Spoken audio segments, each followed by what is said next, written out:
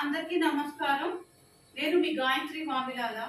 మన జర్నీలో మనం ఈ రోజు చెప్పుకోబోయే గ్రహం ఏంటంటే చంద్రుడు, మూన్ ప్లానెట్. మూన్ గురించి, దాని కారకత్వాల గురించి ఇవాళ మనం తెలుసుకుందాం. జనరల్ గా మనకి చంద్రుడు అనేసరికి మనకి ఏమి డినోట్ అవుతుందంటే మన మనస్సు మీద ప్రభావం అయ్యే అన్ని రకాల కారకత్వాలని తెలియజేస్తుంది అనమాట. అంటే మన మనసు ఏదైనా ఆనందం పొందినా, సంతోషం వచ్చినా, ఏ రకమైన ఫీలింగ్స్ అయినా సరే మనకి మనసు మీద రిఫ్లెక్ట్ అవుతూ ఉంటాయి. అందుకనే మన మనసు బాగున్నప్పుడు ఒక రకంగా ఉంటాము, మనసు బాగోలేనప్పుడు ఇంకో రకంగా ఉంటాం అన్నమాట. అంటే మనం ఏవైతే మన మనసుని రిఫ్లెక్ట్ అవుతున్నాయి అనేది దాన్ని బట్టి మన మానసిక ఆనందం అనేది మనకి ఆధారపడి ఉంటుంది. ఒక మనిషికి కావాల్సింది ఏంటంటే మానసిక ఆనందం. అది ఇచ్చేది ఎవరంటే చంద్రుడు అన్నమాట. అయితే చంద్ర ప్రధాన జాతకులు ఎలా ఉంటారంటే జనరల్ గా వాళ్ళు చాలా ఆకర్షణీయంగా ఉంటారు. అంటే ఒక 10 మంది మళ్ళీ చూస్తే బాగుండు అన్నట్టు ఉంటారు. అంటే శారీరకంగా వాళ్ళు మంచిగా రెడీ అవుతారనమాట. అంటే ఒక నలుగురిలోకి ఉండాలి, మంచిగా గుర్తింపు పొందాలి, చాలా నీట్ గా రెడీ అవుతారు. దానికి కూడా ఎక్కువ టైం అనేది కూడా తీసుకుంటారనమాట. తర్వాత వీళ్ళకున్న 2 ప్రధాన లక్షణాలు ఏంటంటే సమ్మోహన శక్తి, వశీకరణ శక్తి రెండు ఉంటాయి.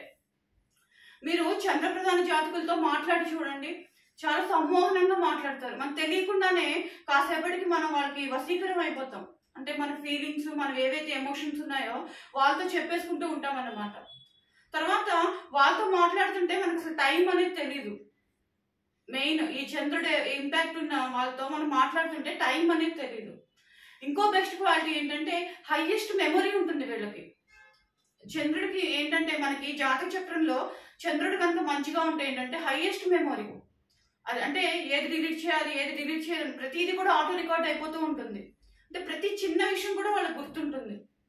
అది బర్త్డే విషయమే అవ్వచ్చు, వేరే విషయమే అవ్వచ్చు, ఏదైనా సరే మనకు ఏదైనా పొరపాటు మర్చిపోయామంటే వీళ్ళని అడిగితే చాలా ఈజీగా చెప్పేస్తారన్నమాట. ఇంకా శారీరక లక్షణాలు తీసుకుంటే ఏంటంటే వాళ్ళు చాలా అందంగా ఉంటారు, నలుగురు గుర్తింపు పడేటట్టు ఉంటారు.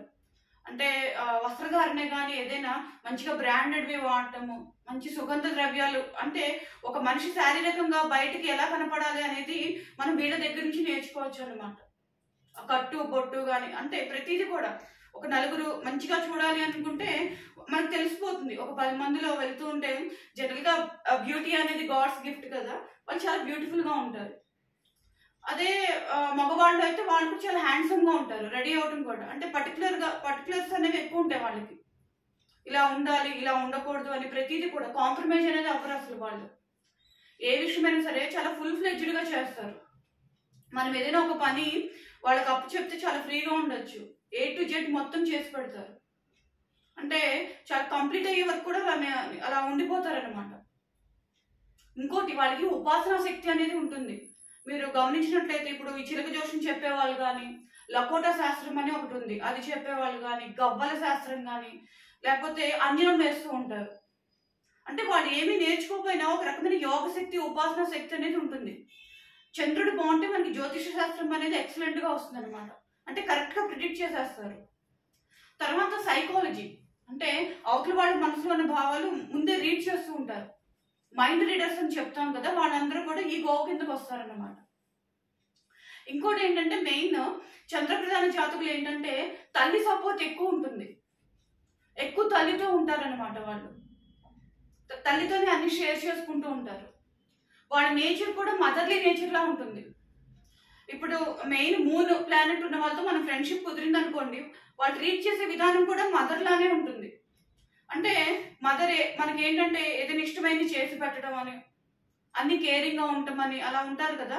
వీళ్ళు ఒకళ్ళ ఇంటికి వెళ్ళినా చొరవ తీసుకుని అన్ని చేసేస్తూ ఉంటారు, మన ఇంటికి వచ్చినా ఏదో ఒకటి మనకి ఇష్టమైంది చేసేస్తూ ఉంటారు. అంటే ఫుడింగ్ మెయిన్. చంద్రుడి బాగుంటే ఏంటంటే మంచి ఫుడ్ అనేది మనం తినగలుగుతాము. అంటే ఆనందం, ఒక ఫుడ్ కూడా ఏంటంటే ఒక ఆనందం. అంటే రుచి అనేది మంచిగా తినడం కూడా అది ఒక ఆనందం. అది కూడా ఒక మానసిక ఆనందంగా మనం ట్రీట్ చేయొచ్చు అన్నమాట. అంటే స్వచ్ఛత అనేది ఉంటుంది వీళ్ళకి, ప్యూరిటీ ఆఫ్ మైండ్ కూడా చాలా ప్యూర్ గా ఉంటుంది. చంద్రప్రధాన జాతకులు మెయిన్ లక్షణాలు ఇవి, ఫీచర్స్. అంటే ఆకర్షణీయంగా ఉండటం, నలుగురిలో కలిసిపోవటం, ఇవన్నీ మెయిన్ అన్నమాట. అంటే చంద్రుడు మంచిగా ఉంటే అది నెగిటివ్ గా ఉంటే సేమ్ ఏవైతే ఉన్నాయో అవన్నీ కొంచెం ఆ కాంపోనెంట్స్ అనేవి తగ్గుతూ ఉంటాయి.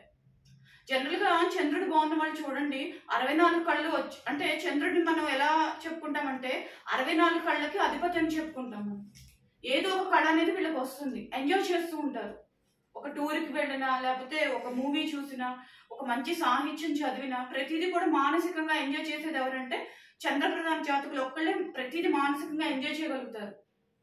అంటే మెటీరియలిస్టిక్ గా ఏదో కాసేపు చూసేటి వెళ్ళిపోవటం అలాంటివి ఏమీ ఉండదు. అంటే ప్రతిదీ ఇన్హరెంట్ గా ఫీల్ అవుతూ ఉంటారనమాట. ఇంట్రా పర్సనల్ క్వాలిటీస్ అనేవి వీళ్ళకి ఎక్కువ ఉంటాయి. అందుకనే ఎక్కువ వీళ్ళు చూజ్ చేసిన సబ్జెక్ట్స్ కూడా ఎవ్వరు చేయని వీళ్ళు చేస్తూ ఉంటారు.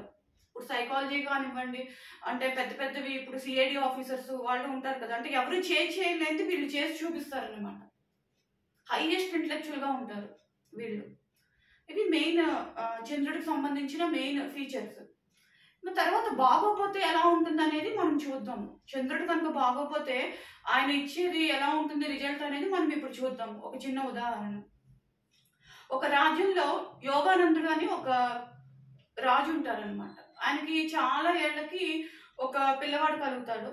చాలా అందంగా ఉంటాడు, ఆకర్షణీయంగా ఉంటాడు అనమాట. ఆ అబ్బాయి పేరు ఏంటంటే హిరణ్యగుప్తుడు. ఆ అబ్బాయి పేరు హిరణ్యగుప్తుడు. అయితే అతను యుక్త వయసు వచ్చాక ఒక రోజు అడవికి వేటకు వెళ్దాం అనుకుంటాడు అనమాట. అడవికి వేటకు వెళ్దాం అనుకునేసరికి ఈ ఆస్థాన జ్యోతిషుడు ఏంటంటే అడ్డుపడతారు.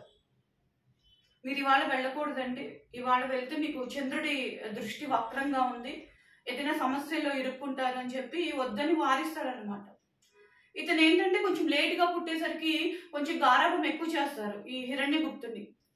యాటిట్యూడ్ గా ఉంటాడు. వెళ్తే ఎవరికి ప్రమాదం, నాకా జంతువులు కానీ నవ్వుతూ ఉంటాడు, వికటాసాహసం చేస్తూ ఉంటాడు అనమాట. ఇంకేం చేసేది లేక సైలెంట్ అయిపోతారు జ్యోతిషుడు. 1-2 సార్లు చెప్తాడనమాట. ఇంకా ఈ యోగానందుడు కూడా పోనీలే వెళ్ళనివ్వండి, వేట అనేది రాజుకి మెయిన్ కావాలి కదా, మీరెందుకు అలా భయపడతారు, జ్యోతిషం నమ్మచ్చు కానీ మరీ అంత తీవ్రంగా వెళ్ళకూడదని చెప్పి ఆయన లైట్ తీసుకుంటారు యోగానందుడు. సరే ఈయన అడవికి వెళ్తారు. ఆ వెళ్ళినప్పుడు ఏమవుతుందంటే మధ్యాహ్నం బాగా అలసిపోతారు అనమాట. ఈ 12-1 గంట అయ్యే టైంకి అసలు నీళ్ళు అనేవి దొరకవు ఎక్కడ. అంతా అలసిపోయి ఒక చోటకి వెళ్ళేసరికి ఏవైతే బాణాలు అవి ఉన్నాయో గుర్రం మీద పడతారనమాట. ఆ గుర్రం ఏం చేస్తుందంటే తప్పిపోతుంది ఈ అడవిలోనే. ఈయన వాటర్ తాగి వెనక్కి తిరిగి చూసుకునేసరికి గుర్రం అనేది ఉండదు. దీనికి ఇంకా భయం వేస్తుంది, ఇదేంటి అస్త్రాలన్నీ మాయమైపోయి సడన్ గా బాణాలు అవి ఏమీ లేవు అని. ఇటు పక్క చూసేసరికి సింహం వస్తూ ఉంటుంది ఈయన మీదకి. ఇంకా ఈయనకి చాలా భయం వేస్తుంది అనమాట. అమ్మో సింహం కూడా దాడి చేసేలా ఉంది, నా దగ్గర చూస్తే అస్త్రాలు లేవు, ఆ గుర్రం ఏమో తప్పిపోయింది అని చెప్పి పరిగెడతారు. ఇంక ఈయన చాలా దూరం పరిగెడతారు హిరణ్యగుప్తుడు. పరిగెట్టేసరికి ఒక చెట్టు మీదకి వెళ్ళిపోతాడు అనమాట. చెట్టు ఎక్కేస్తాడు భయంతో.